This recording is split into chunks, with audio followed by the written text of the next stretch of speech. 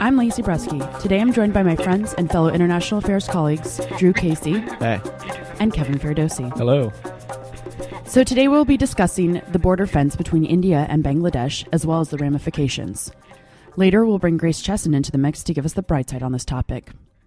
So, gentlemen, let's begin with the origins and backgrounds on this border fence. I mean, we have the 5th largest and longest land border in the world. So, what's going on? Why are they building a fence? Well, let's examine the history of Bangladesh in general. So, Bangladesh is almost entirely surrounded by its border with India, and on the other side, Bangladesh has a coast on the ocean. Essentially, Bangladesh is on a river delta, so almost the entire country is in unstable delta land, which may have made the land very fertile at one point, but now is much more susceptible to rising sea levels, which affects the population of Bangladesh, which has to migrate more and farther to find more stable territory. Yeah, so if we look at the history between India and Bangladesh, I think that you can say, it would be safe to say that they don't have the best relationship historically. So India says, in most records, they say that they're building this border fence to keep out illicit trafficking, right? So trafficking of weapons or humans or cattle, which is also a big issue. Seems strange, but apparently it's a big issue. But also in some records, they have Indian officials have publicly stated that the main reason is to keep out legal immigrants, right? Both legal and illegal. Sure. So, but I think a microcosm that we need to discuss is the humanitarian aspect of this, that people have to leave their homes because of flooding and really aren't given much of a choice. And yet there's violence on the border and I think little training for these border guards who are in control of this border and really kind of given carte blanche to let in who they choose, right?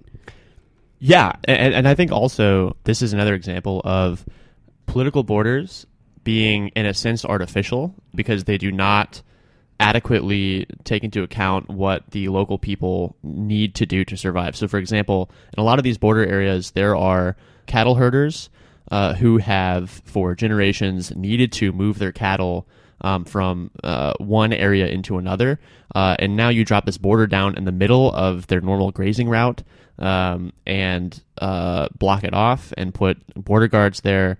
A lot of these people need to be able to move their cattle to allow them to graze in fresh field, and so if they can't do that, then they will suffer. Also, a lot of the border guards stationed along this route that these cattle herders will need to take may not understand. This person is not trying to escape into India. They're just moving their cattle temporarily, and then they'll move back to their homestead. Right. This is part of the lifestyle for many people along the border in Bangladesh because it floods every year. Every year, about 20% of Bangladesh floods, and people have to find high ground. And for people along much of the border, the easiest or the most accessible place is Calcutta in India. So when they build these border fences, they really have nowhere to go except for farther inland towards Bangladesh, which is problematic, and also it's farther, but it's also just not part of the lifestyle. On the other hand, there are a lot of places where the fence is just in tatters. Oddly enough, the flooding has actually destroyed a lot of the fences. So there are areas where people can get through, and some areas where they can't. Some areas where they can maybe bribe border guards, and some areas where people just kind of out of luck. So it's pretty inconsistent then. I mean, you're looking at kind of... I was just going to agree. Agree. I also agree. Oh, great. So then in the future, we're looking forwards and thinking about President Modi's stance on this. What kind of problems or issues do you see him addressing during his presidency? Yeah, so Modi has answered this, I think, both progressively and regressively at the same time, depending on how you want to look at the border fence. So in one way, he has promised to expand the border fence. Already, the statistics are different, but it looks like about 75% of the border is already fenced off, right? And he's promised to expand it into the wetlands, right? And this is like literally fences going over, swampland and area that you can't cross without a boat anyway. So that's one thing that he's said that he would do, which I would argue is maybe not the right direction because it's proven to be ineffective and also very expensive. I was just going to say, I mean, there's significant costs going into staffing these borders as well. I mean, we're dealing with it in the United States and the Mexican border. Yeah, absolutely. Well. You see this in border fences all over the world. How do you staff it? Here in the United States, we've, a lot of it is virtual border fences where it's staffed with drones and, heat sensors and all kinds of things like that. They are employing that to some degree in Bangladesh or in India, but it's much more physical fence, barbed wire, steel. So that's one thing that he said he would do is, pour in massive resources towards expanding the border fence, which people are crossing anyway. He's also made a deal to swap these enclaves and exclaves, which I think is a little bit more progressive and a little bit more of, the route that makes more sense to take in the future. But we'll talk about that more in depth in a little bit. Great. I mean, another piece of this, though, that's important is that to look at the problem holistically, you have global climate change, which is affecting Bangladesh more heavily than it is other areas. Absolutely. And you're also seeing the result of surging rivers from India contribute to this problem. Right. Yeah. Well, even rising sea levels are contributing to the problem as well. So there's sort of a sense of you have rising sea levels, and it doesn't probably exactly look like this. This is maybe too simplistic, but to frame the problem and illustrate it in an evocative way, you have sea levels rising, right? So you have the sea sort of pushing into Bangladesh, right? Which is, again, it kind of rims the Bay of Bengal, and then is completely surrounded by India, right? So India has 75% of the border fenced off, closing in effectively, if you will, more or less effectively, Bangladeshis into the river delta upon which they live, which is being flooded inwards from the sea, right? 17% of Bangladesh's current dry land will be underwater in the next 50 years, and this will affect 18 million people. Okay, so where are they going to go? Are they going to go into the sea? Are they going to jump the fence? Are they going to swim under the fence, right? And I think they've done all of these options. I mean, right. The Bangladeshi people have kind of are given no choice and have to explore all of these options. Right. So the instability, it's sort of an instability bomb that is ticking more quickly as time goes on. Also, what we haven't spoken about is Bangladesh, in addition to being a prime and potential future contributor to the global refugee population, is also hosting tons of refugees from neighboring Myanmar, formerly known as Burma. They host, I believe, 30,000, and this number is increasing. I believe they are hosting 30,000 Rohingya Muslim refugees who are persecuted in one of their the only other country I believe that borders Bangladesh, Myanmar, Burma. So there's just a lot of people there, and there is not enough infrastructure to support them. And it doesn't appear as if the government in Bangladesh is capable of finding long-lasting, serious solutions to these problems. No, when the onus, of course, falls back onto India, who has a more supported infrastructure. Right, but they have severe problems of their own. They do, exactly. And they probably don't want to be, trying, adding this to their plate. Or burdened by it, yeah, absolutely. One fascinating aspect of this as well is the nature of Bangladesh as a state.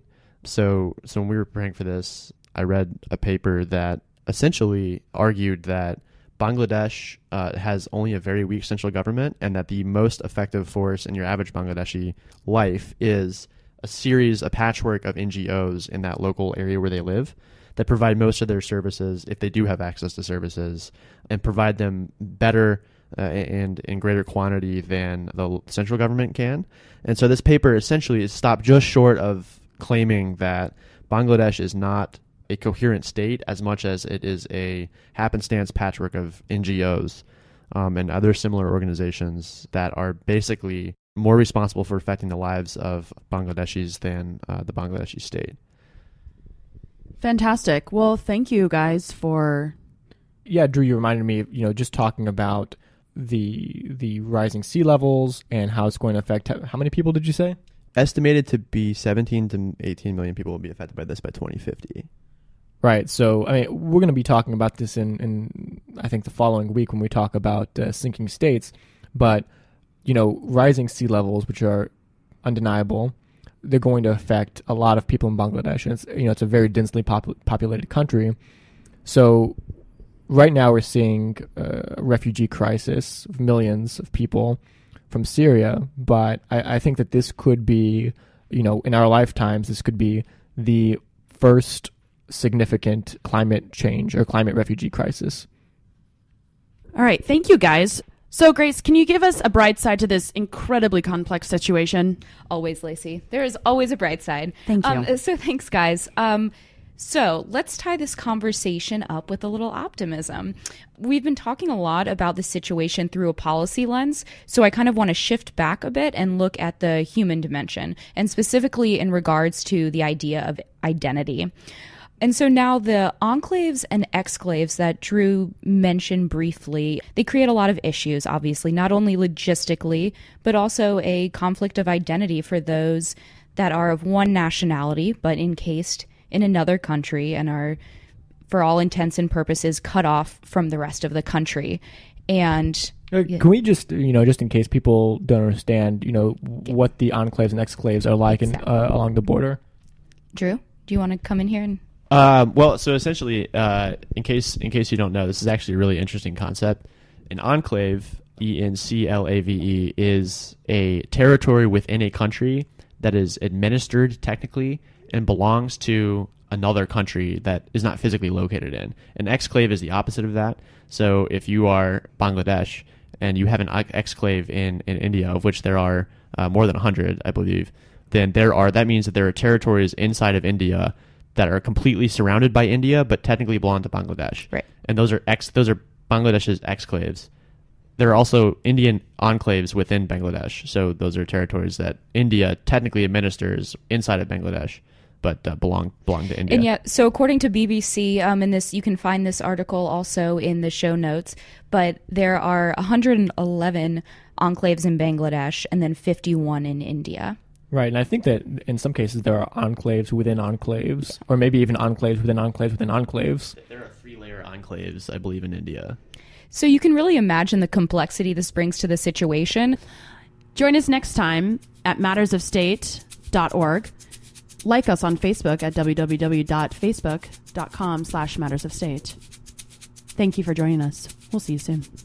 The aggregate of our joy and suffering, thousands of confident religions, ideologies, and economic doctrines, every hero and coward, every creator and destroyer of civilization, every teacher of morals, every corrupt politician, every superstar, every supreme leader, every saint and sinner in the history of our species lived there.